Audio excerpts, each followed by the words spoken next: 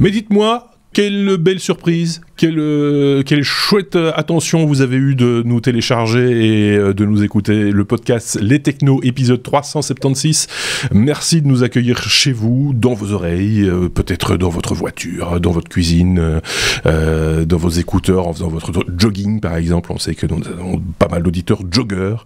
On est très content de participer à cet effort particulier que vous faites pour garder la ligne. On a avec nous Sébastien pour la deuxième semaine consécutive. Bonjour Sébastien.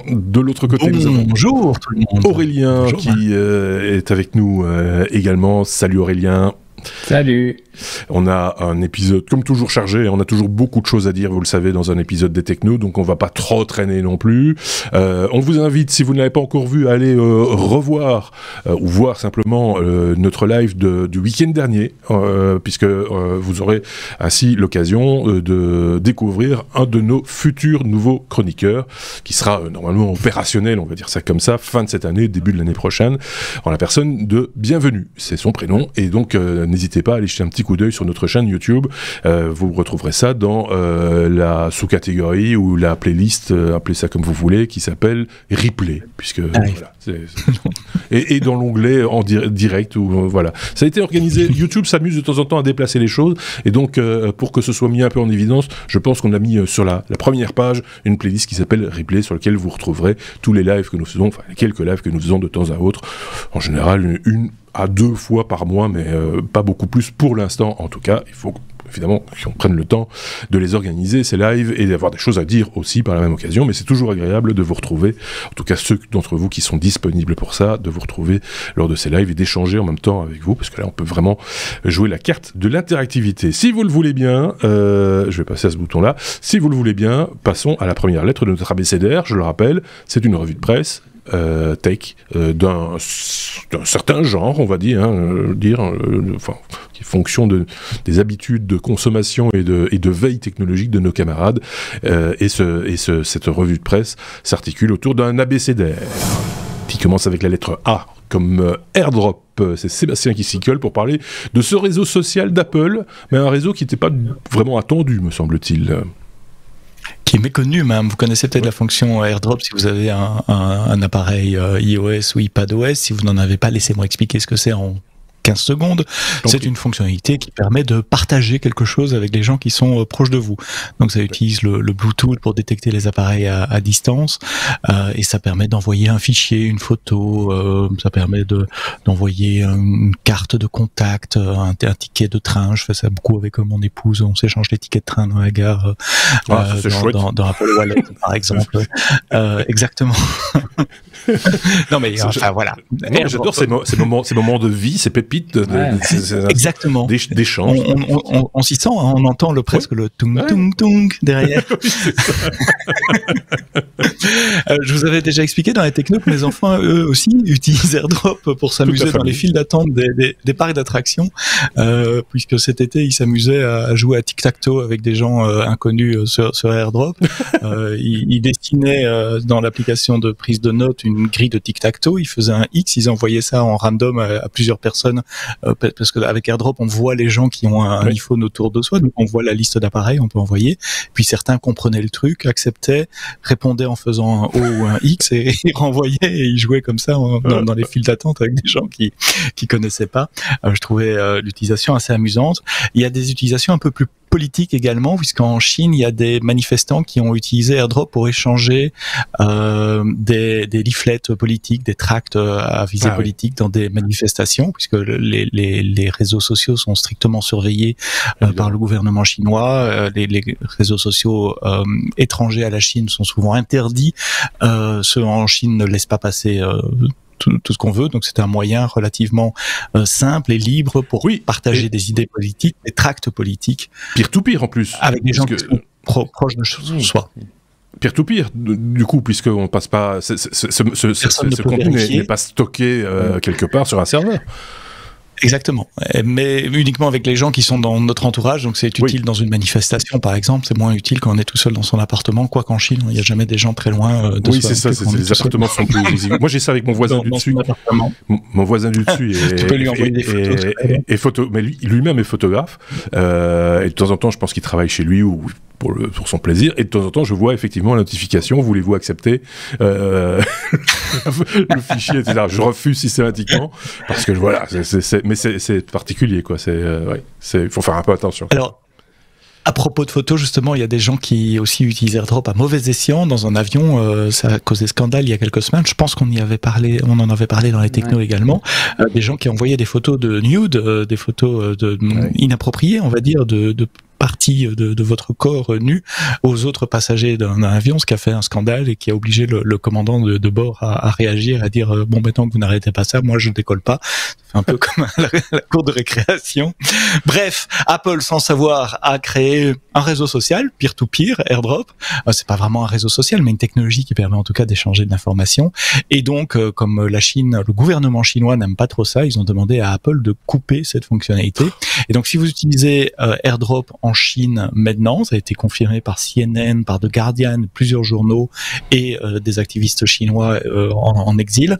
Si vous êtes sur un appareil chinois Apple, maintenant vous allez toujours pouvoir activer AirDrop, mais ça va se couper automatiquement après 10 minutes. Et il faudra réactiver AirDrop le temps de recevoir quelque chose ou d'émettre quelque chose et ça se recoupe, etc. Donc on ne pourra plus envoyer des communications non sollicitées à des gens qui, par hasard, sont proches de chez vous. Alors, dans l'article que j'ai lu de CNN, ils vont un peu plus loin dans les détails. Ils disent que si nous, on va en Chine, cette fonctionnalité reste normale. Donc, c'est celle qu'on connaît. Donc, c'est vraiment sur les iPhones des gens chinois. Alors, je sais pas comment Apple arrive à détecter ça. Peut-être par iCloud ID, l'opérateur. Je sais pas. Non, pas l'opérateur. L'opérateur, probablement, ou les numéros de série. Ils connaissent les ranges de la carte SIM. Voilà, il y a plusieurs techniques qui permettent de faire ça. Ce qui m'a surpris aussi, c'est qu'Apple est capable de faire des updates iOS spécifique pour certains types d'appareils, parce que c'est une fonctionnalité, ou alors elle est chez nous et on la voit pas, elle est cachée avec ce qu'on appelle des feature flags, donc elle est peut-être dans le code, mais il y a un if carte SIM égale machin, alors je montre ça, sinon je montre ça, ou alors il y a une version binaire d'iOS différente pour les appareils chinois, je sais pas, mais enfin techniquement c'est pas mal, c'est dommage qu'ils cèdent au gouvernement chinois, mais techniquement c'est pas mal ce qu'ils arrivent à faire en termes de pour avoir changé pour avoir changé d'iPhone tout à fait récemment et de passer d'un modèle d'un iPhone SE première génération à un iPhone 13 mini, il y a une différence. Tu as quitté ton SE. Oui, le SE a vécu 6 ans, c'est un peu mal. Il s'est passé un truc dans ma vie, c'est terrible. Voilà. Et donc, attendez, breaking news là. et donc, du coup, il y a des comportements forcément différents, même si c'est la même version d'iOS qui tourne, il y a forcément des comportements différents parce qu'il y a ce fameux cran au-dessus de l'écran sur le 13 qu'il n'y avait pas évidemment sur le. Ah, je m'en remets pas moi. Voilà. Allez, je te le montre juste pour voilà t'as vu, c'est ça qui fait pouvoir continuer l'épisode là, c'est vraiment c'est une énorme évolution. Je suis comme ça, économe, et en plus je ne change qu'à bon escient, donc c'est un conseil que je donne à tout le monde, ne vous laissez pas séduire, on va dire, par les soi-disant nouveautés. Elles viendront quand vous en aurez besoin. Je le dis d'autant plus qu'on arrive là tout doucement au Black Friday, si vous n'aviez pas besoin de quelque chose la veille du Black Friday, vous n'en aurez pas besoin non plus le jour du Black Friday, donc ne vous laissez pas aller acheter des choses dont vous ne vous servirez peut-être pas ou dont vous n'en avez pas besoin, en tout cas dans l'immédiat. J'étais persuadé que tu aurais pris un Android pliable, moi. Non, oui, bien sûr. Deux raisons de ne pas en acheter. Avis personnel. Bon, moi, je peux. On revient à mon AirDrop et aux pauvres Chinois qui peuvent plus utiliser AirDrop. Non, mais j'ai plus rien à dire. Voilà. Mais juste peut-être Aurélien, un avis, une question. Non, c'est techniquement, ça m'intéresserait de savoir vraiment comment ils font pour couper au bout de 10 minutes une fonctionnalité qui ne passe de l'OS qui ne passe pas par qui est du peer-to-peer, quoi. Donc c'est parce que là c'est l'ouverture, on va dire, de la fonctionnalité qui est conditionnée à une certaine durée. Un timer. Ça me choque. Ça me choque pas au niveau code. Ce qui est plutôt, c'est d'activer cette fonctionnalité pour certains groupes de clients, ceux qui sont en Chine, mais pas ceux qui sont en Chine, ceux qui sont chinois. Oui, aussi bien en envoi qu'en réception, ou uniquement en réception, parce que ça pourrait être uniquement en réception. CNN disait en réception. 10 minutes pour une photo, c'est suffisant. Mais oui, c'est largement suffisant. Mais le truc, c'est que, mais quelque part, je comprends la fonctionnalité du coup différemment, parce qu'ils auraient pu tout à fait nous l'implanter de cette manière-là, sans pour une autre raison, enfin pour d'autres raisons, entre guillemets, en disant, ben voilà, si vous voulez transmettre un fichier à une personne qui est en face de vous, vous lui demandez d'activer la fonction avant de lui envoyer pour qu'elle puisse la recevoir. Voilà, donc ça me semble assez cohérent, mais en même temps, quand on sait pourquoi est-ce qu'il bride la fonctionnalité en Chine, là je suis moins d'accord. Voilà. Exactement. À mon avis, c'est une fonctionnalité d'économie d'énergie pure. Oui, sûrement. C'est comme ça que le marketing va nous la vendre. C'est sanitaire aussi, c'est pour éviter d'échanger des virus et des trucs comme ça. Bon, allez, série. On passe à la lettre B, comme batterie, Aurélien, avec une méthode pour voir les réactions chimiques donc à l'intérieur de la batterie. C'est de ça dont il s'agit. Oui. Alors, vous savez que je m'intéresse à tout ce qui est nouveauté scientifique, et donc j'ai... Comme personne d'autre dans l'équipe. Non, mais... ça y est, ça sûrement. Donc, c'est une publication qui a eu lieu le 7 novembre dans Nature, et c'est français, monsieur. Oui.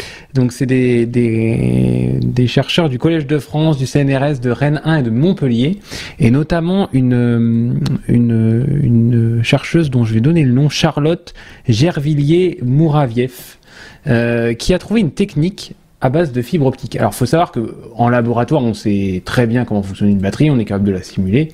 Par contre, dans la vraie vie, vous prenez un pack complet de cellules à bord d'un véhicule. Comment vieillissent chacune des cellules, c'est beaucoup plus complexe. Je vais donner un exemple, à tel point que le SOC, le fameux state of charge, donc le pourcentage restant de votre batterie, c'est tout le temps quelque chose qui est estimé. C'est quelque chose qui... Oui, c'est une évaluation sur la durée, quoi. C'est une évaluation, et donc, voilà, on n'est jamais très très sûr à quelques pourcents près de combien il y a de la batterie. C'est sur base de l'ampérage délivré ou uniquement une évaluation c'est plus complexe que ça. Ouais, c'est beaucoup plus complexe que ça. Je vais pas rentrer dans le détail, mais donc l'objectif là, c'est de trouver un moyen d'aller voir réellement l'état chimique de la batterie à l'intérieur de chaque cellule au cours de l'utilisation réelle de la batterie et pas en laboratoire. Et donc, alors j'en reparlerai tout à l'heure dans un autre sujet, mais comme vous le savez, donc un pack batterie que vous avez dans votre véhicule, il y a beaucoup, ou dans votre perceuse, ou dans votre vélo électrique, ou dans voilà. Généralement, ce sont des cellules qui ont la forme de piles. Alors, elles n'ont pas le même diamètre et pas la même longueur que les piles que vous connaissez, mais c'est cylindrique.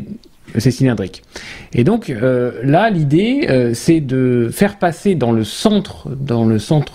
l'axe central de ce cylindre, une fibre optique. Alors une fibre qui est très très spéciale. Vous pourrez en parler à la pause café demain matin. C'est une fibre optique de type TAS, tellure, arsenic, sélénium.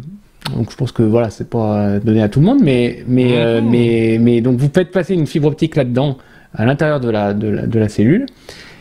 Et en envoyant un faisceau infrarouge à la surface de la fibre, il se crée une onde évanescente qui permet d'interagir avec les molécules qui sont à l'intérieur de la cellule et donc de savoir quel est réellement son état de charge et de pouvoir estimer aussi comment elle va vieillir au cours des cycles de charge et de décharge et de sa longévité. Parce que justement, on parlait tout à l'heure du SOC, mais c'est vrai que vous le savez très bien, alors il y a le fameux effet mémoire qui fait que si vous chargez et déchargez n'importe comment votre batterie, elle aura une durée de vie beaucoup moins grande. Alors voilà, avec cette technique-là, on va pouvoir diagnostiquer et suivre l'état chimique de chaque cellule d'un pack batterie au cours du temps. Donc voilà, donc pour l'instant c'est quelque chose qui est en laboratoire, mais en tous les cas c'est une méthode qui pourrait être industrialisée et qui pourrait équiper toutes les voitures, les vélos, tout ce qu'il y a, tous les composants, voilà, les batteries. D'ailleurs, j'en profite, j'en reparlerai après, mais j'en profite pour dire que il y a beaucoup, j'ai vu d'ailleurs dans l'électroportatif, dans un tas de domaines, Ces cellules cylindriques pour le lithium-ion qui font chacune 3,6 volts, on en met 10 en série pour faire une batterie de 36 volts par exemple dans un vélo, et pose beaucoup de problèmes à plein de gens parce qu'aujourd'hui les vélos électriques, on cherche à intégrer les batteries par exemple dans le cadre. Vous prenez de l'électroportatif, vous avez une batterie qui a une forme plus ou moins parallélépipédique, et puis quand forcément si vous avez des cellules cylindriques dans un parallélépipède, il y a plein d'air. Oui. Et donc vous avez une perte de place une capacité, comment on appelle ça, une énergie volumique qui est pas très bonne. Pourquoi ? Parce que vous avez plein d'air. Donc j'ai vu qu'il y a certaines marques d'électroportatifs, DeWalt je pense notamment, qui maintenant se sert de packs de cellules qui ne sont plus cylindriques, mais qui sont parallélépipédiques et plates, et donc ils en empilent plusieurs, et donc ils arrivent à avoir une énergie volumique beaucoup plus intéressante. D'accord. Beaucoup plus d'énergie pour le même volume, puisque donc ils n'utilisent pas ces cellules comme ça.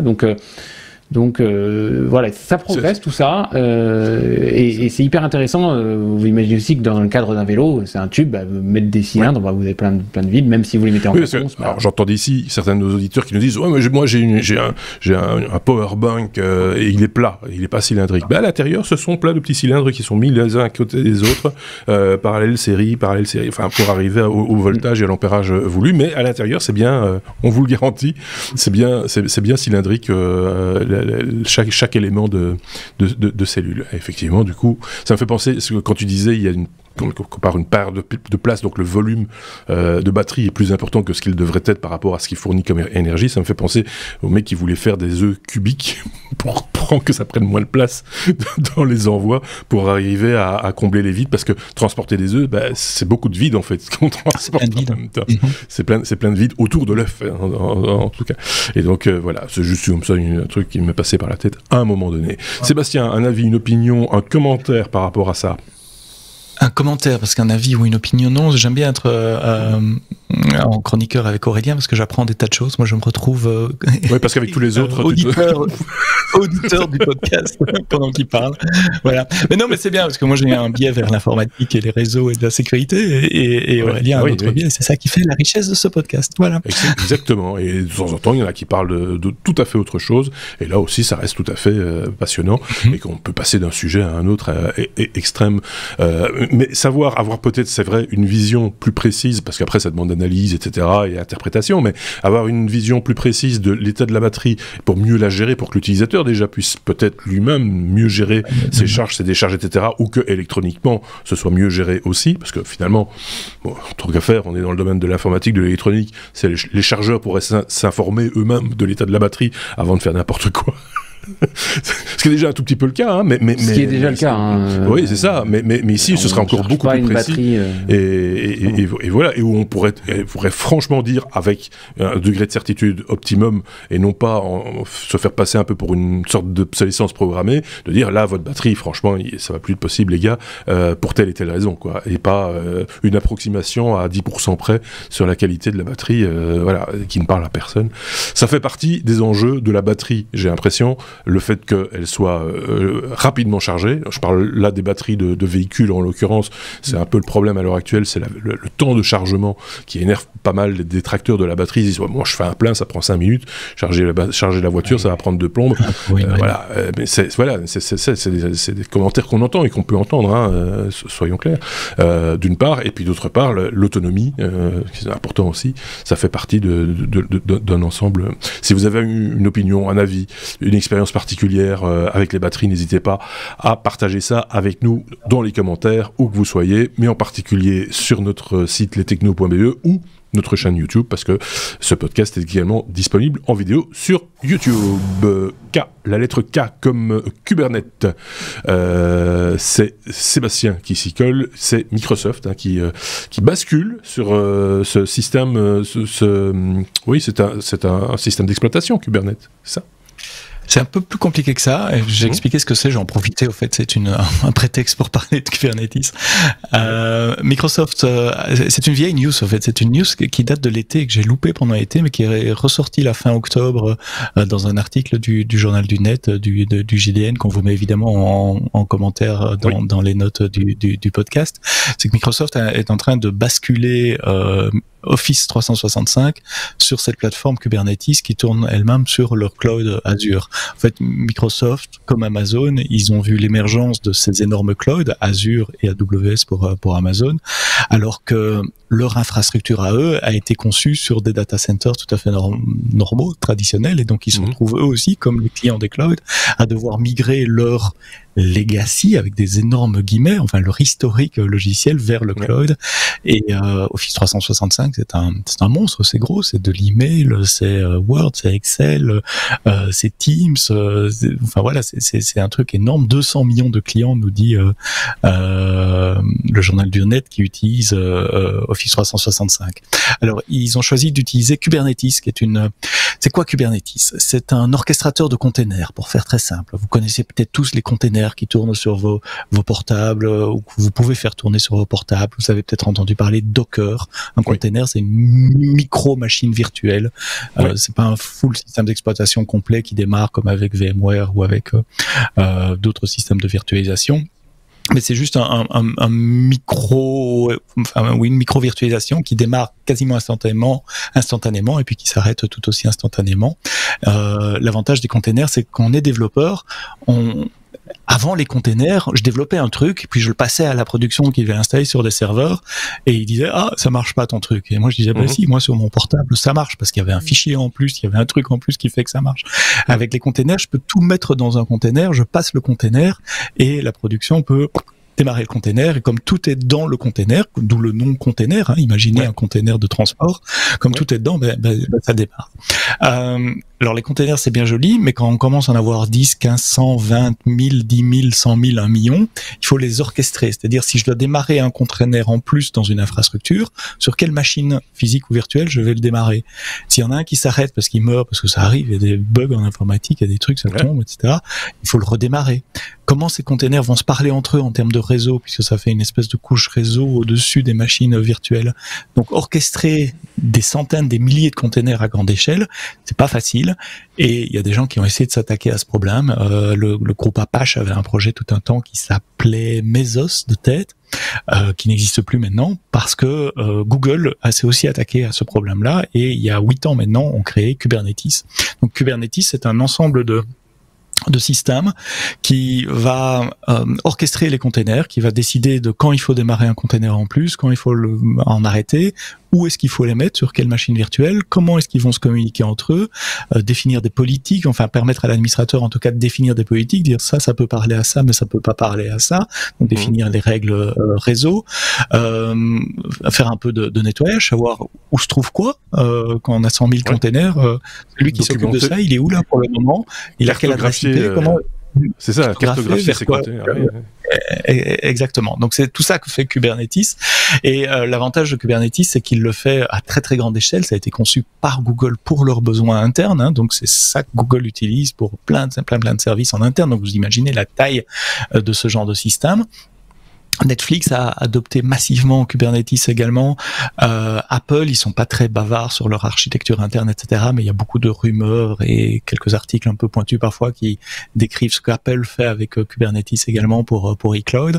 Et donc maintenant, c'est Microsoft qui s'y met. Et je trouvais amusant que Microsoft choisisse une technologie open source, certes, mais de Google quand même, pour redéployer Office 365. By the way, c'est sur Linux. Donc Office 365 côté serveur, ça tourne pas sur Windows, ça tourne sous Linux. Et évidemment, il déploie ça sur le cloud Azure. Il eat your own dog food, on dit en anglais. Vous utilisez vos propres technologies. C'est aussi une belle preuve, si besoin en est, que le cloud peut faire tourner des charges de travail énormes. C'est une application. Pour autant qu'on puisse dire Office 365, c'est une application, c'est des dizaines, des centaines d'applications.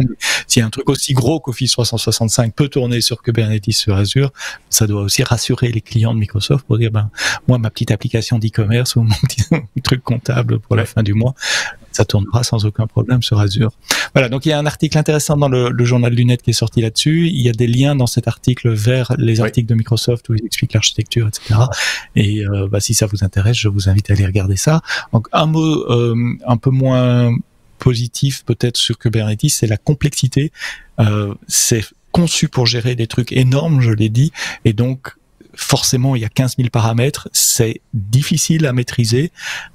Ne choisissez pas Kubernetes juste parce que ça fait bien sur votre CV ou parce que c'est à la mode pour le moment. Si vous avez des containers et que vous avez besoin d'orchestration, il y a des solutions plus simples. Mais il faut pas nécessairement aller sur quelque chose d'aussi compliqué. Attention à quoi vous engagez, surtout si vous n'avez pas des équipes informatiques professionnelles pour s'occuper de ça sur le long terme. Voilà. Ça intéresse précisément qui ? Un administrateur système, par exemple, est plus intéressé qu'un développeur normal, on va dire ça. C'est une bonne question. Le développeur va développer en termes de containers. Il va dire, je vais avoir un container pour faire ça, un autre, etc. Et c'est l'administrateur système qui dit, OK, c'est bien gentil les gars, tous vos containers. Maintenant, il faut les faire tourner. Et c'est plutôt les admin systems, les DevOps qui vont choisir Kubernetes pour déployer une solution basée sur des... Créer un graphe cohérent et éventuellement faire des mesures, enfin des analyses poussées sur le fonctionnement, les ressources utilisées, etc., enfin tout ce qui va bien. La scalability, en rajouter, en enlever, définir comment ils se parlent entre eux, comment on collecte les logs, c'est aussi un peu le truc. Que monsieur, madame Michou, qui font un petit peu l'informatique dans leur garage, ne vont pas commencer à jouer avec Kubernetes, on est bien d'accord, mais je suis sûr que ça passionne aussi Aurélien, ce genre d'application informatique. Oui, mais je m'arrêterai à monsieur Michou, moi. Je n'irai pas plus loin. Voilà, donc c'est à sens unique entre ces deux-ci, parce qu'il y en a un qui est passionné parce que l'autre dit, et l'autre il dit « Ouais, c'est bien ». Donc voilà, mais c'est passionnant, très honnêtement, voilà, savoir comment ça fonctionne derrière. La machine qui tourne derrière, c'est quand même assez impressionnant, quoi. Voilà. On peut directement passer à la lettre N comme net zéro, Aurélien.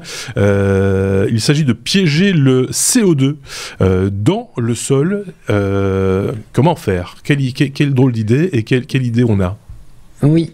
Alors pour être tout à fait clair, je suis tombé sur cette boîte Net Zero par un article et surtout une interview sur BFM TV. Je le regarde très rarement, mais je suis tombé là-dessus et je me suis dit, mais qui sont ces gens ? Et donc je vais même en profiter pour parler d'Elon Musk. Ça va vous faire du bien, hein, ça fait longtemps qu'on n'en a pas parlé. Donc non, mais sachez que c'est une Net Zero, c'est une start-up parisienne qui a eu une des 15 bourses d'$1 million octroyées par Elon Musk. Parce que donc il y a 15 projets qui ont été sélectionnés pour capturer le CO2. Et donc, en 2025, 3 des projets qui auront les mieux avancés se partageront encore de la poche de M. Musk la somme de $100 millions. Alors, qu'est-ce que fait Net Zero ? Net Zero a trouvé un procédé de production pour faire du biochar, B-I-O-C-H-A-R, j'avais jamais entendu ce mot-là. Non. C'est une sorte de terreau, d'amendement pour le sol, à base de carbone issu de la pyrolyse de déchets agricoles. Donc grosso modo, Net Zero, ils prennent des déchets de fruits à coque, des cosses et des coques de café, de cacao, des écorces de noix, et ils mettent ça dans un grand four, ils font une pyrolyse. Et donc avec la chaleur, ils créent de ces fours, ils créent de l'électricité. Ça chauffe à très haute température sans oxygène et ils en sortent une espèce de charbon, une sorte de qu'ils appellent biochar. Et ça, ils vont l'épandre sur le sol et ça va piéger le CO2 à l'intérieur de ce biochar et ça restera comme ça dans la terre. Sans nuire c'est un engrais sans nuire à la planète. Alors, selon le GIEC, les solutions de production de biochar permettraient d'extraire de l'atmosphère jusqu'à 2 milliards de tonnes de CO2. Donc là, ils sont en train de monter une première usine au Cameroun, parce que en fait, les déchets de fruits à coque, ils sont là-bas. Et puis l'un des porteurs de projet a une usine dans le cacao.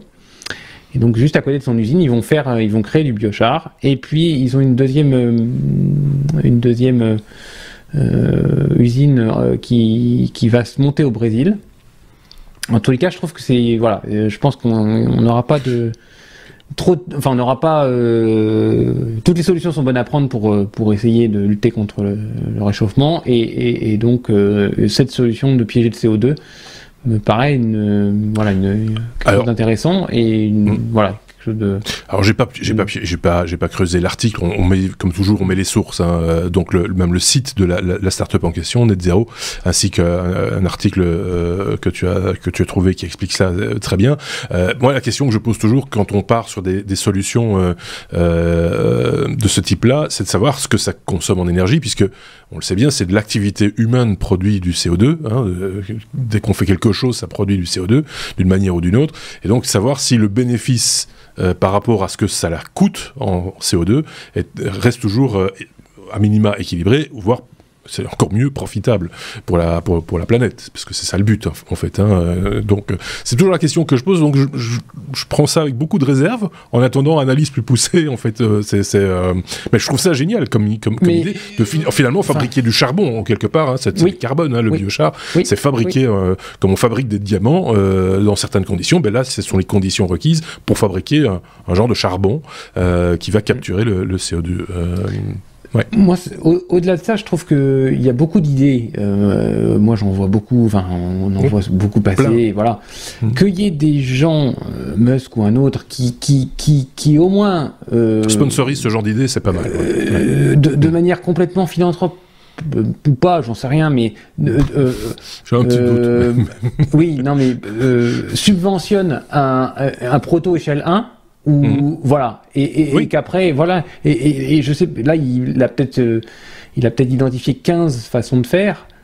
Il sait très bien que les 15 fonctionneront pas, mais au moins ils iront au bout de l'idée, et voilà, ils iront au bout de l'idée, et voilà. Il y aura des enseignements, quoi qu'il, même si c'est pas profitable, s'il n'y a pas cet équilibre dont je parlais, il y aura au moins ça, on saura que c'est plus à faire et on passera à autre chose. Oui. À minima. Mais par ailleurs, je suis sûr qu'il y a d'autres enseignements peut-être plus importants à tirer de ce genre de démarche sur le moyen, enfin le court ou le moyen terme.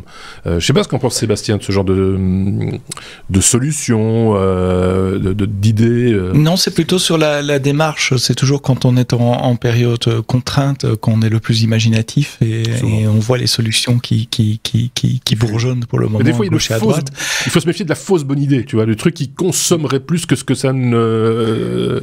Mais il faut probablement 1000 idées pour trouver la bonne aussi, et donc au plus il y a des gens qui peuvent innover, qui peuvent expérimenter et tester, au plus statistiquement il y aura la chance d'avoir là ou parce qu'il y a probablement plus qu'une bonne idée, les bonnes idées qui peuvent nous aider à sortir de ce par ailleurs. C'est vrai, c'est un lieu commun aussi, mais on est rarement seul aussi à avoir une bonne idée. Et si on peut se retrouver autour d'une idée avec quelques nuances, parce que chacun a sa petite nuance et sa petite porte d'entrée à cette idée, si à un moment donné il peut y avoir un consensus, c'est peut-être par là que effectivement ça vaut la peine pour un type comme Musk, par exemple, d'y mettre des sous en disant, voilà, il faut aller plus loin, il faut des sous pour ça, allons-y et continuons l'expérimentation, et puis de brique en brique, arriver à monter un truc qui tienne debout, tout simplement. C'est ça qui est passionnant. Génial. En tout cas, vous verrez sur le site, il y a que j'ai mis en description, il y a une petite infographie qui est vraiment bien faite. Donc une petite vidéo avec une infographie qui... D'accord. Oui, effectivement, je vois une petite vidéo sur netzero.green, le site, comme ça, si vous avez envie d'y aller tout de suite, vous pouvez. Sinon, on vous met le lien, évidemment, dans la description de cet épisode. On est déjà à la lettre R comme réseau Sébastien. On va parler de l'Égypte. L'Égypte qui devient le point faible d'Internet, tout simplement. C'est quand même pas une carte de visite très, très sympathique, on peut le dire. Je sais à ton sourire que ça te surprend, et quand j'ai lu cette news cette semaine, ça m'a surpris également. Qu'est-ce que l'Égypte vient faire là-dedans? Pourquoi l'Égypte, etc. En fait, c'était un article de Wired cette semaine qui s'est positionné dans mon flux, je sais pas trop pourquoi. Wired, câble, voilà. Oui, pour parler des câbles, qui parlait des câbles sous-marins et de la vulnérabilité vulnérabilité des câbles sous-marins. L'essentiel d'Internet, du trafic backbone mondial, repose sur des câbles qui sont déposés au fond des océans et au fond des mers. C'est eux qui relient les différents continents et qui permettent à Internet d'être ce qu'il est aujourd'hui. Des câbles qui sont extrêmement vulnérables. On en a déjà parlé dans un contexte de tension internationale. On pourrait imaginer des sabotages. Et il se trouve qu'il y a un gros paquet de câbles qui passent par l'Égypte, parce que tous les câbles qui vont, pour faire court, de l'ouest vers l'est, ils passent par la Méditerranée et par l'Égypte. Donc en gros, il y a un premier énorme faisceau de câbles entre les États-Unis, l'Amérique du Nord en général et l'Europe. Et puis il y a un autre gros faisceau de câbles qui va globalement entre la Méditerranée, qui passe. Alors justement, ces câbles ne passent pas par le canal de Suez, ils passent par l'Égypte, par le sol de l'Égypte, de la Méditerranée. Donc, prenez une carte pendant que vous m'écoutez, démarrez Google Maps ou démarrez Apple Maps, zoomez sur cette zone-là, et en fait, ces câbles passent au nord du Caire, ils sortent de la Méditerranée, traversent toute l'Égypte du nord-ouest vers le sud-est, pour retomber dans la mer Rouge, juste après le canal de Suez. Ils peuvent pas passer par le canal de Suez. Et quasiment tout le trafic mondial entre l'ouest et l'est, donc entre l'Europe, l'Amérique du Nord d'un côté, et l'Asie, au sens très large de l'Asie, l'Inde, l'Australie, donc ce qu'on appelle Asie-Pacifique, passe par l'Égypte, quasiment tout. Et ils expliquent dans cet article que si globalement on veut passer plus au sud, il faut contourner tout le continent africain. Il y a certains câbles qui le font, mais c'est plutôt pour le trafic à destination des pays d'Afrique eux-mêmes. Et puis, si on veut passer au nord, quelle que soit la route qu'on étudie, on va tomber par la Syrie, l'Afghanistan, l'Iran, l'Irak ou encore plus au nord la Russie. Et il y a des tas de raisons géopolitiques pour lesquelles on ne veut pas nécessairement passer par là. Il n'y a pas des Donc câbles l'Égypte se retrouve. Qu'est-ce que tu appelles dans l'autre sens? De l'Amérique vers l'Asie, dans l'autre sens. Enfin, oui, aussi. Mais si on veut aller de France, par exemple, sur un serveur en Thaïlande, ça sera beaucoup plus court en termes de latence de passer par la Méditerranée, la mer Rouge, ou si on veut aller en Inde, plutôt que faire le tour via les États-Unis, traverser les États-Unis, et puis tout le Pacifique. Ceci dit, je suis pas certain qu'il y ait des câbles qui traversent le Pacifique. Il y a certainement des projets en cours, mais il doit pas y avoir pas sur de câbles pas sur les cartes qui sont à l'écran là pour le moment. Oui, c'est ça. Mais c'est les cartes, c'est Interactive Maps, c'est Télécom Egypte qui produit cette carte-là. Donc forcément, c'est les choses qui les intéressent eux. À mon avis, c'est plus. Alors pourquoi ça pose problème? Pourquoi ça pose problème? Parce que c'est une grosse concentration à un seul endroit. Contrôlé par un État également. Tu as parlé de Télécom Égypte. J'ai appris dans cet article qu'ils prennent une taxe sur tous les câbles qui passent par le territoire et que certains opérateurs commencent à la voir assez mauvaise de devoir payer la taxe Télécom Égypte juste pour passer là. L'Égypte est un État plutôt stable pour le moment, mais la région ne l'est pas nécessairement, et donc avoir l'ensemble de ces câbles qui passent par là, c'est un point de faiblesse, un point de contention possible pour l'Internet. Et donc l'Égypte se retrouve une fois de plus, parce qu'ils ont déjà eu le canal de Suez, ils sont au centre d'une situation géopolitique, et ils peuvent tirer les fruits tant en matière politique, de négociation, qu'en termes d'argent, avec la taxe Télécom Égypte, sur ces câbles qui passent là. Il y a eu un accident au mois de juillet et août cet été, où une pelleteuse, comme c'est souvent le cas, a arraché un groupe de câbles. Heureusement, c'était sur la terre, et donc heureusement, ça se répare relativement facilement. C'était une coupure d'une heure ou deux, mais on pourrait imaginer des actions malveillantes aussi, non pas de l'État égyptien, mais on ne sait pas qui. À partir du moment où il y a une grosse concentration de câbles à un endroit, ça rend cet endroit vulnérable et attractif pour les gens mal intentionnés. Rappelez-vous, en France, ça s'est produit. Il y a eu des coupures assez importantes. C'était il y a 2-3 ans, quelque chose comme ça. Oui. On s'est d'ailleurs demandé, ça n'a jamais été revendiqué par aucun groupe, mais il y avait manifestement une action malveillante et coordonnée, puisque c'était à plusieurs endroits, à des réseaux, des différents endroits du réseau de distribution d'Internet en France. Oui. Alors il y a aussi un groupe, et je crois que c'est Google qui est à la manœuvre là, qui essaie d'inaugurer une nouvelle route, parce que de nouveau, si vous avez une carte, et j'avoue que je connaissais pas très bien la géographie de cette région-là, mais j'ai été voir sur des cartes, au bout de la mer Rouge, si on tourne à gauche, on va vers l'Égypte et le canal de Suez, mais il y a aussi un bras de mer qui tourne à droite et qui passe derrière le Sinaï et qui va jusqu'à la pointe de l'État d'Israël. Et donc ça serait une autre route possible, de prendre toute la mer Rouge, prendre le petit bras de mer qui remonte vers Israël et rentrer dans la toute petite bande de terre que représente Israël à cet endroit-là, pour aller retomber en Méditerranée un peu plus au nord. Ce qui est une alternative mieux perçue par les États-Unis, parce qu'ils perçoivent Israël comme un pays ami, en tout cas avec lequel les négociations sont peut-être plus faciles qu'avec d'autres pays, des pays du monde arabe notamment.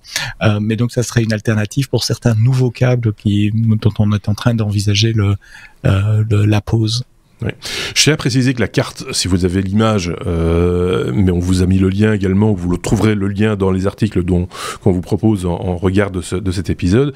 Les cartes sont, a priori, ce sont uniquement les câbles sous-marins ou terrestres qui sont liés de près ou de loin à Télécom Égypte. Donc, il n'y a pas effectivement le réseau. C'est ça, il n'y a pas le réseau transatlantique, pacifique, etc. Parce que manifestement, ils y sont moins représentés, moins implantés. Malgré tout, à l'échelle d'un seul pays comme l'Égypte, le nombre de câbles qui dépendent ou qui sont en relation avec Télécom Égypte, c'est assez impressionnant tout de même, parce que ça fait le tour du monde tout simplement, mais ça va plus dans certaines régions que dans d'autres, forcément, moyennant les intérêts économiques, on ose le supposer surtout, des uns et des autres, mais ça reste quand même impressionnant, cette nappe de câbles aussi bien terrestres. Il y en a moins des câbles terrestres, il faut en termes de longueur, en tout cas, c'est marginal presque par rapport au nombre de câbles et de la distance câblée sous mer ou via les différents canaux, etc. Enfin voilà, c'est passionnant, ce genre de truc, c'est de la géopolitique, mais en même temps, il y a de la technique derrière. Pas de la technologie. C'est plus géopolitique que technologique. Là, c'est une partie qu'on voit, donc faut voir le maillage global. À mon avis, la carte, tu reconnaîtras plus les pays si on met tout le maillage. Je pense, parce que ça mériterait de faire une petite recherche, de voir si ça n'existe pas. Peut-être que quelqu'un s'est amusé à collecter toutes les informations concernant le câblage entre continents, entre pays, etc. Ça mériterait d'être vu. Si vous avez ça dans vos bookmarks, n'hésitez pas, dans vos favoris, parlons français, tant qu'à faire, n'hésitez pas à nous le faire savoir et partager ça avec nous. Nous, ce sera une joie d'aller jeter un œil. Franchement. Submarine Cable Map. J'ai fait une petite recherche Google pendant que tu faisais cette phrase-là. En un mot. Heureusement que je fais des longues phrases. Ouais. et que mon internet est rapide. submarinecablemap.com. Et donc ça répond aussi à la question. Il y a des dizaines de câbles transpacifiques, effectivement, de la côte ouest des États-Unis vers l'Australie, vers le Japon, Taïwan. Comme le nom du site l'indique, c'est uniquement là, du coup, les câbles sous-marins. Les câbles sous-marins, ouais. Parce qu'il y a évidemment des réseaux terrestres assez importants également, on imagine. Ok, bon ben voilà, je pense que ça c'est un bon gros sujet bien à la Seb. Ça c'est, voilà. Allez, un autre bon gros sujet, mais bien à la Aurélien, c'est S comme solaire Aurélien. Des films photovoltaïques souples. Donc c'est le renouveau quelque part du panneau solaire, si je comprends bien. Oui, alors pas pour les mêmes, je vais en parler, mais pas pour les mêmes applications et pas avec le même rendement. D'accord. C'est une société française, c'est Armor. Pas lui dire que j'ai tort, c'est bon. Non, mais... Non, c'est vrai, je ne dirai plus rien. Donc Armor qui développe un film photovoltaïque organique, bas carbone, transparent et souple. Ok. Je dis, ça fait beaucoup. Ouais. Donc vous imaginez un film. Donc c'est une boîte qui est spécialisée dans le dépôt d'encre sur des films. D'accord. Et donc qui a développé un panneau photovoltaïque souple, transparent, en 7 couches. Donc vous avez une couche centrale qui vient, qui est la couche photoactive, qui transforme l'énergie solaire en rayonnement en électricité. Et puis vous avez des couches qui servent à emprisonner tout ça, à guider la lumière et à emprisonner tout ça. Un sandwich, quoi. Voilà, tout à fait, c'est un sandwich. Donc c'est une société française, je l'ai dit. Aujourd'hui, les panneaux solaires tels qu'on les connaît sur nos toits ou dans les champs, ils sont de plus en plus compétitifs d'un point de vue prix. Mais le problème, c'est que déjà, il faut des métaux rares, c'est bourré de silicium, et puis le process de fabrication, il n'est pas super écolo, il demande beaucoup d'énergie. Donc, cette boîte a développé ce film qui, dit-elle, est beaucoup plus respectueuse de l'environnement, et puis a des potentiels d'utilisation beaucoup plus importants. Alors moi, tout de suite, je me suis dit, mais c'est génial ça, je vais coller ça sur toutes mes vitres. Mes fenêtres, vous imaginez les buildings à la Défense ou je ne sais où, forcément, si on arrive à récupérer l'énergie solaire au lieu qu'elle chauffe les... alors, il faut qu'elle chauffe les bâtiments en l'hiver, mais l'été, au lieu que ce soit des fournaises et qu'on mette des clims à l'intérieur, on récupère l'énergie, on le transforme en énergie électrique et ça serait une bonne idée. Alors, ça permet aussi aux architectes de se donner libre cours, à leur créativité, imagination, faire des structures textiles, vu que c'est souple, on peut faire toutes les formes qu'on veut, on peut laisser passer la lumière, on peut faire un tas de choses.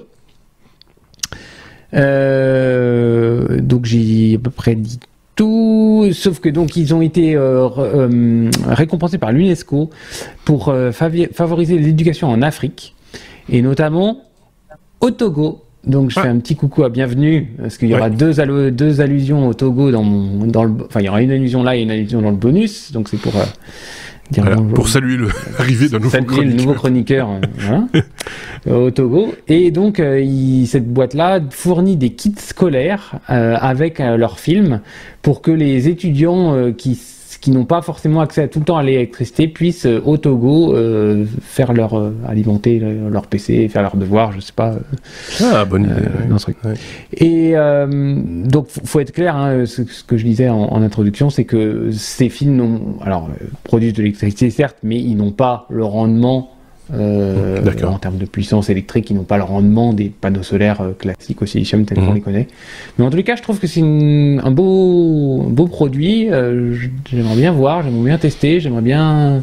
Je pense que dans le domaine, c'est pas les seuls. Un vitrage, je trouve ça très très bien et c'est très intéressant et bravo à cette société évidemment. Mais je pense qu'ils ne sont pas les seuls sur ce type de marché parce que justement le côté souple et puis surtout facilité de production de ce type de panneaux, la phase d'industrialisation de la création du panneau, du film en question est important aussi dans le rendement final du panneau, enfin le prix qu'on va pouvoir demander pour le panneau, etc., etc.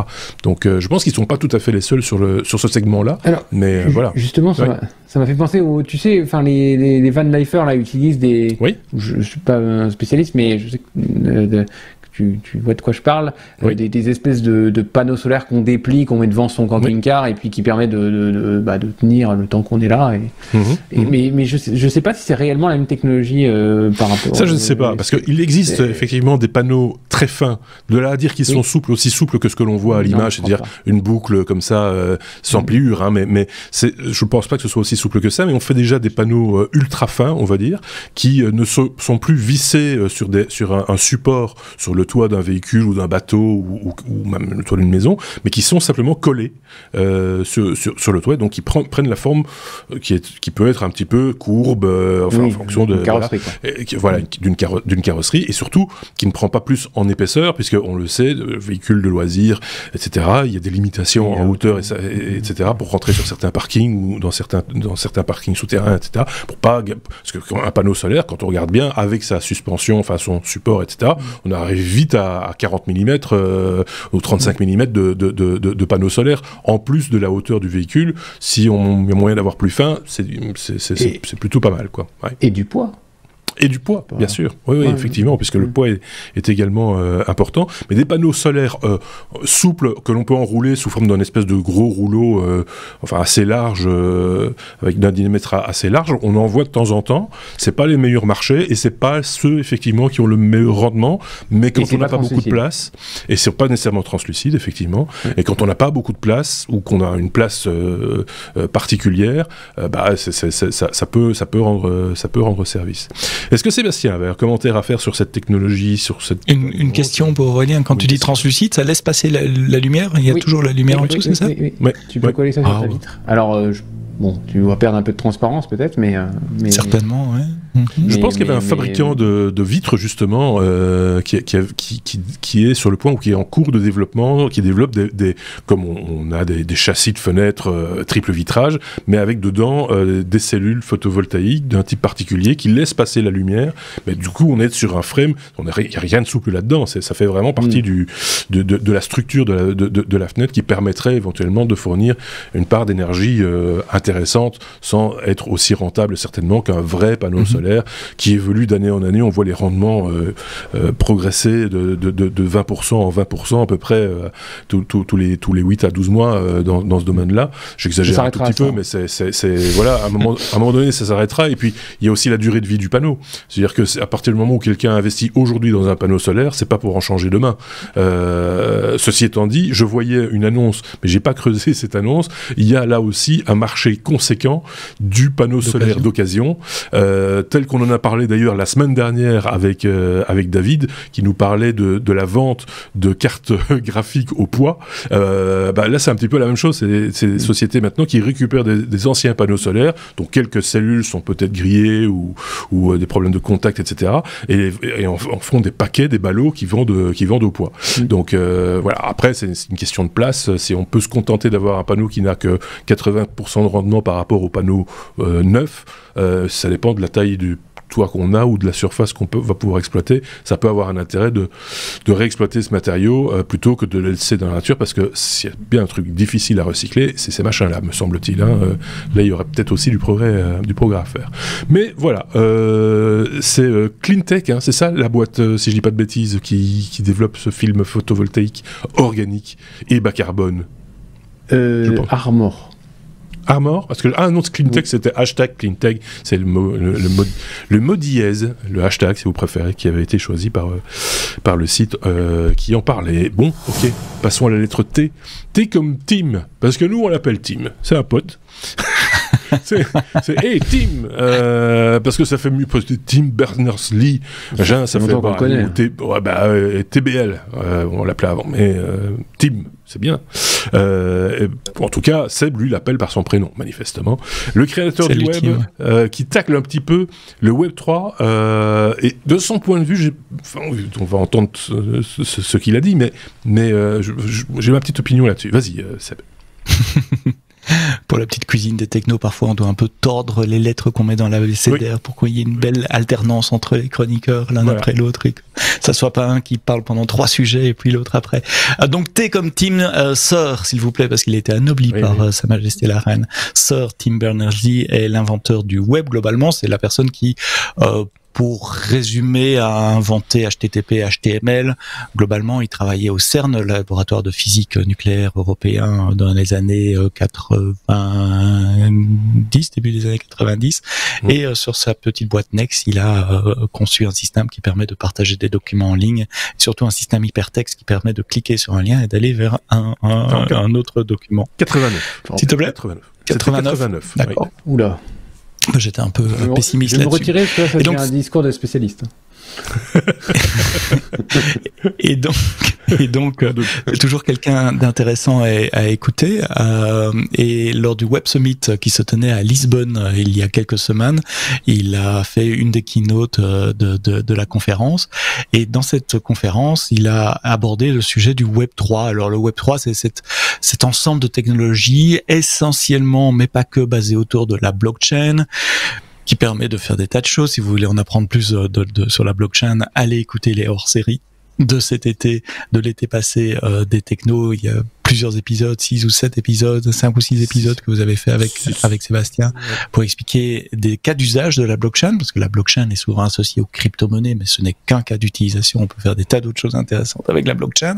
Et donc le Web3, le terme vient de la société Ethereum qui fait tourner une des blockchains publiques, notamment pour des crypto-monnaies, mais pas que. Il y a des tas d'applications qui tournent sur Ethereum. Et donc c'est cette mouvance qui consiste à essayer de décentraliser le web, où on dit, voilà, pour le moment, le web, c'est quelques énormes acteurs, Facebook, Amazon, Twitter, Google. On veut rendre la liberté à nos données. C'est un autre monsieur, l'inventeur d'XML, dont le nom m'échappe là pour le moment, qui disait il y a quelques années, les données ne demandent qu'à être libres, elles aspirent à être libres. Et donc Donc l'idée du Web 3, c'est et qui était Monsieur Web 2 d'ailleurs, Web 2.0. Bah oui, un peu, c'est vrai que c'est lui qui était à la base. Le RSS, Web 1, c'était les pages statiques. Oui. Web 2, c'est quand on a pu commencer à générer du contenu dynamiquement, faire du REST, des API REST, des pages dynamiques, etc. Ça m'ennuie que son nom m'échappe, mais ça, pareil. Voilà, ça va me revenir un moment. Et puis Web 3, c'est ce mouvement de décentralisation, essentiellement autour de la blockchain, qui a amené aussi les NFT, qui probablement la plus grande arnaque de la décennie, même si on est qu'en 2022, dont on a déjà parlé ici. Et donc Tim Berners-Lee dit Web 3, c'est du bidon.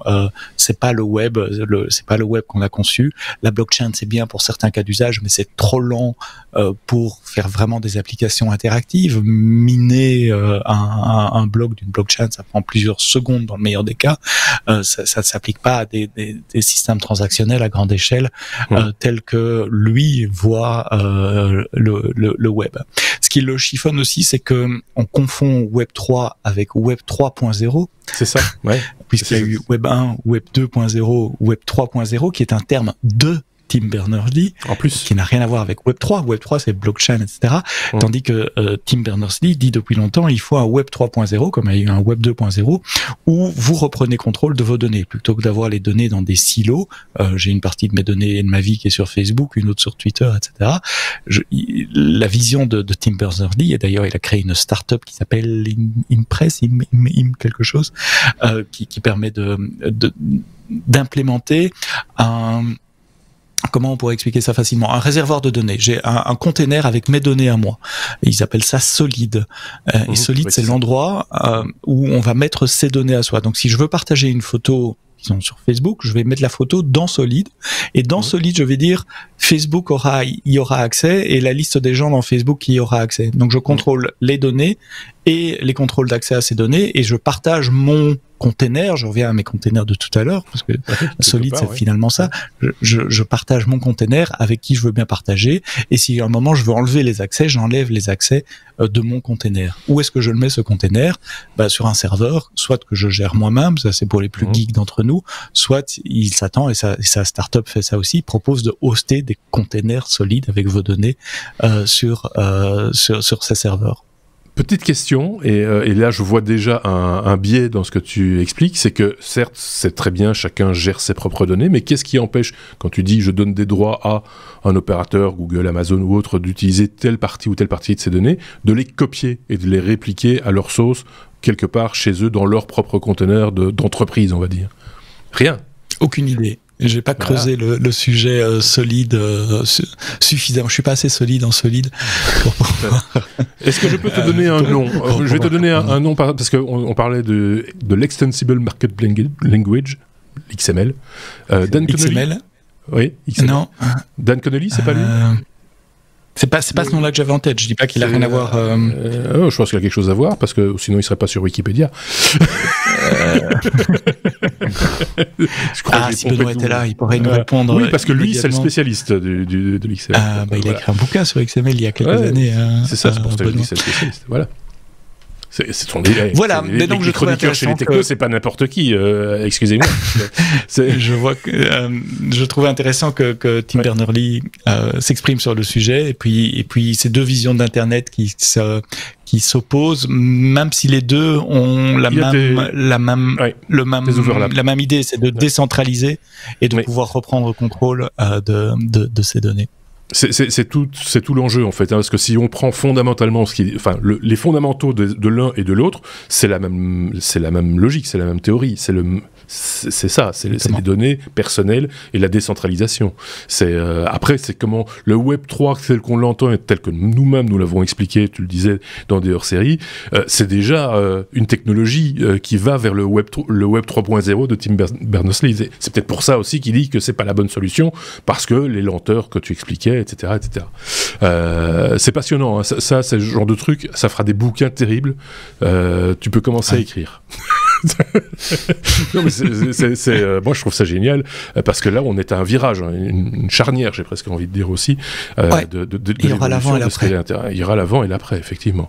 Alors Dan Connolly, c'est le monsieur qui a inventé SGML, Standard Generalized Markup Language, et je vais pas expliquer maintenant, mais ça sera une bonne chronique une autre fois, la différence entre SGML et XML. Et le monsieur que je cherchais, c'est Tim Bray, un autre Tim, qui est à l'origine d'XML tel qu'on le connaît aujourd'hui. Voilà. C'était la lettre T comme Tim avec S. Ah, tu vois, je reste constant dans mes... juste un petit mot peut-être, Aurélien, avant de passer au dernier sujet de cet épisode. Ou pas? C'est passionnant. Voilà, parfait. Mais je sais pas où on va. Ouais, mais on va VAE. Tu l'as vu celle-là? V comme VA. Comment on l'a amorcé ce truc-là, c'est juste magique. Dernier sujet, on va déborder un petit peu, on va être un tout petit peu plus long que les 60 minutes habituelles, Aurélien, pour parler de la boîte automatique, maintenant aussi disponible sur les vélos. Exactement. T'as vu ce que j'ai mis dans la conduite juste après? Juste après, t'as mis quoi? Un bonus? Non. La colonne de droite. Ah mais non, ça j'ai pas, je la vois pas. Ah, tu l'as pas. Ah voilà, oui, VAE et BVA, voire et CVT. BVA, bientôt voire CVT. Alors là, c'était pour une petite blague d'acronyme. Oh, super. Oui, alors c'est une news qui date un tout petit peu. Ah, encore? Oui. On fait des vieilles news. Oui. Oui, nous on recycle avec Sébastien. Mais je remercie mes petits camarades de ne pas l'avoir prise, comme ça me permet de traller sur un sujet que je connais bien, les VAE, les vélos à assistance électrique, puisque nos amis français de chez Decathlon, les amis lillois, s'il y en a parmi nous, qui on avait déjà évoqué la sortie prochaine d'un vélo chez Decathlon. Pas de celui-là. Mais c'était pas celui-là, effectivement. Mais on avait dit, tiens, ils testent le marché, ils vont peut-être le lancer, ils vont peut-être pas le lancer, etc. Et puis finalement, c'est pas celui-là qui lance, effectivement. Ouais. Ils en lanceront plusieurs. Ouais. Donc c'est le LD920E Connected, qui est un vélo à moteur central monopignon. Alors, donc... je vous explique. Avant, on faisait des vélos avec... on a connu le 10 vitesses, le 11 vitesses à l'arrière. 12 vitesses. 12 vitesses à l'arrière. Bah, t'as deux plateaux à l'avant et 6 plateaux à l'arrière. Non. Ah, dans les VAE, tu veux dire? Ce que j'ai... Voilà, on mettait bien 11 pignons à l'arrière et puis un triple plateau, il y avait des câbles partout, des derrière. Ouais. Maintenant, on se dit, oh là là là, ça c'est trop compliqué. On va simplifier tout ça, on va vous vendre des vélos très chers avec très peu de composants dessus, comme ça on gagnera un peu d'argent. Et c'est un peu vrai. Hein. Et donc nos amis de Decathlon, ils ont trouvé une start-up en Belgique qui s'appelle E2Drive. Alors je vous regarderai où elle est en Belgique parce que ma géographie belge, je crois que c'est des Flamands.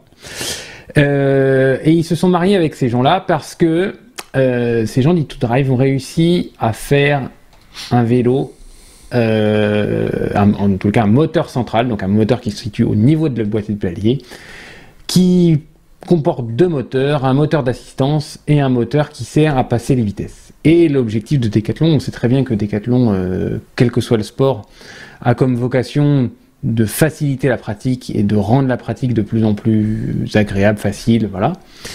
Et donc là, vous montez sur ce vélo-là, qui est plus destiné à la ville, vous dites je veux tel niveau d'assistance et je veux pédaler à telle cadence de pédalage, compris entre, je ne sais plus, 35 et 85, c'est ça, tours par minute. Et le vélo, tout seul, il va vous aider et il va passer les vitesses. Donc voilà, c'est vraiment, moi j'en ai jamais vu. C'est vraiment nouveau.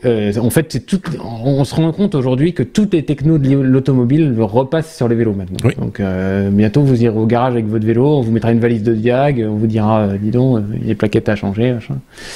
C'est un peu ça. C'est ça. Ouais. Donc ils sont mariés avec E2Drive, et puis ils vont industrialiser cette solution-là. Donc ça sera une... Alors pour les plus technophiles d'entre nous, ça sera une boîte à variation continue. Donc aujourd'hui, quand vous êtes sur un vélo, vous avez différentes positions pour votre chaîne, parce que différentes vitesses qui vous font des rapports de réduction discrets. Et demain, on va utiliser une CVT, donc une boîte de transmission à Continuous Variable Transmission, donc c'est une boîte à variation continue. Et donc le moteur supplémentaire va venir modifier le rapport de réduction de manière continue. Alors c'est ce que vous avez sur par exemple les Toyota Prius, les premières des premiers véhicules électriques, où en fait il faut pédaler aussi parfois. On se servait de ce type de boîte pour faire fonctionner un moteur thermique toujours à son point de rendement maximum, et en fait on se sert du côté continu du rapport de réduction pour mettre les roues à la bonne vitesse par rapport au moteur. Alors ils en disent assez peu, hein, c'est une annonce un peu marketing, mais ils en disent assez peu, sauf qu'il y a une énorme batterie, 700 Wh. C'est pareil. Enfin, aujourd'hui, les batteries qu'on trouve sur les vélos, c'est 400, 450, allez, 500 pour les plus gros, 500 Wh. Alors, est-ce qu'ils sont passés en 48 volts à la place de rester en 36? Je ne sais pas. C'est une hypothèse que je fais. Je demande à voir. Je demande aussi à essayer, parce que forcément, c'est tout nouveau. Je voudrais bien voir. Donc, c'est un vélo de ville. Il est équipé d'un écran tactile, d'un GPS incorporé dans le vélo. Pareil, une techno des voitures qui passent au vélo, d'une fourche télescopique de roue 28 pouces. Il sera disponible normalement mi-2023, donc c'est dans 6 mois, et il sera vendu 3 000 €. Voilà, donc je pense que c'est un beau joujou pour gens de la technique. Ouais. C'est complètement nouveau, je voudrais bien voir s'il y en a d'autres qui vont se lancer dans ce truc-là, mais c'est fait vraiment pour aller au travail, aller faire ses cours, enfin aller au travail de manière quotidienne sans trop recharger. Ils disent que la grosse batterie c'est fait pour ne pas complètement oublier que c'est un vélo électrique et recharger une fois par semaine son vélo. Et puis tout en améliorant le confort d'utilisation, puisque comme je l'ai dit, vous pédalez toujours à la même vous êtes censé pédaler toujours à la même vitesse. Oui, c'est ça. Avec un certain niveau d'exigence. Et avec le couple qui va bien en fonction du genre de trajet qu'on fait. C'est une solution très complète. E2Drive, c'est pas une solution du nord du pays en Belgique, mais plutôt de la périphérie bruxelloise, du Brabant wallon, du côté de Gennevel, Rixensart. C'est à une quarantaine de kilomètres de Bruxelles. Et donc tout ça pour resituer, remettre E2Drive sur la carte de Belgique plutôt que de la mettre au nord. Ils font des chouettes trucs au nord aussi, hein, mais eux ils n'ont pas de montagne. Ils parlent français là-bas, monsieur, c'est pas des flamands. Mais non, mais ils n'ont pas besoin de ce genre d'outils parce que ça ne monte pas. Tout est plat. C'est pour ça qu'on appelle le plat pays qui est le sien. Donc du coup t'as pas besoin de changement de vitesse. C'est pour ça qu'il y a beaucoup de cyclistes aussi. J'ai une question de néophyte, j'y connais rien en transmission et en boîte de vitesse, mais en quoi est-ce différent des vélos tech existants qui n'ont pas de changement de vitesse comme l'Angel, le Cowboy et ce genre de vélo? Bonne question. Non. Le Cowboy n'a pas de changement de vitesse. Je sais pas comment ça marche, mais ils n'ont pas de changement de vitesse, effectivement. Non, moi j'ai un Cowboy, il a il a pas une chaîne, il a une courroie. Il n'y a pas de changement de vitesse. Et donc il n'y a qu'un seul rapport ou tu peux changer des vitesses? Il n'y a qu'un seul rapport. Oui, à mon avis, il n'y a pas de boîte. Oui, donc il n'y a qu'un seul rapport. Donc tu peux pas. Enfin, tu as toujours le même. Quand tu fais un tour de pédale, ta roue fait toujours le même. Mais t'es plus ou moins aidé en fonction de la vitesse à laquelle tu roules. Du coup. Oui, c'est ça. C'est le moteur qui aide par la force qu'il met dans l'assistance. Il y a des moments où il souffre et des moments où il souffre moins. Plutôt que ce soit toi qui souffre, c'est le moteur qui souffre, sans aucun rapport. Enfin, il n'y a rien qui va améliorer le niveau de sa souffrance. Je dis pas de bêtises, hein, Aurélien, c'est un peu ça l'idée. Oui, mais après, il y a aussi, parce que quand vous dites pas de vitesse, il y a aussi des vélos avec des moyeux qui intègrent des changements de vitesse, oui. Donc, mais ici, c'est pas le cas. Je pense pas. Le Cowboy, je suis certain que c'était pas le cas. L'Angel, je me prononce pas. Vous aussi, chez vous, peut-être avez des compétences, des connaissances ou acquis un vélo de type, comme on disait ici, sans changement de vitesse, avec changement de vitesse, pas de changement de vitesse. Qu'est-ce que vous envisageriez, du coup, l'acquisition d'un vélo, ici, le fameux vélo dont parlait Aurélien, ou un modèle similaire à venir, peut-être, parce qu'il va y en avoir d'autres, tu disais. Donc, on imagine que la technologie, ils vont pas s'arrêter en si bon chemin. Ils ont un bon produit, faut voir comment ça marche, mais a priori ça a bien fonctionné. Donc si vous aussi vous avez des trucs à partager avec nous, n'hésitez pas à le faire et à le faire bien via les commentaires par exemple sur YouTube ou sur lestechno.be ou via les réseaux sociaux. On est sur Twitter, Mastodon, Facebook et c'est déjà bien. Et aussi un peu Instagram, mais beaucoup moins maintenant. Parce que je le vois qui est affiché à l'écran et finalement c'est vrai qu'on pourrait le zapper un petit peu. Bon, bref. Merci en tout cas à tous les deux, Sébastien, Aurélien. Juste peut-être pour conclure, comme on a l'habitude de le faire, avec une petite citation qui va bien pour... en attendant le bonus qui va arriver prochainement, évidemment, puisque vous le savez, il y a toujours des trucs en plus à dire, donc d'ici quelques jours, peut-être qu'il est déjà disponible d'ailleurs, vous aurez 15 minutes de plus pour aller jusque-là, en tout cas. Une réflexion signée Woody Allen. L'avenir est la seule chose qui m'intéresse, car je compte bien y passer les prochaines années. Voilà, bah oui, qu'est-ce que vous voulez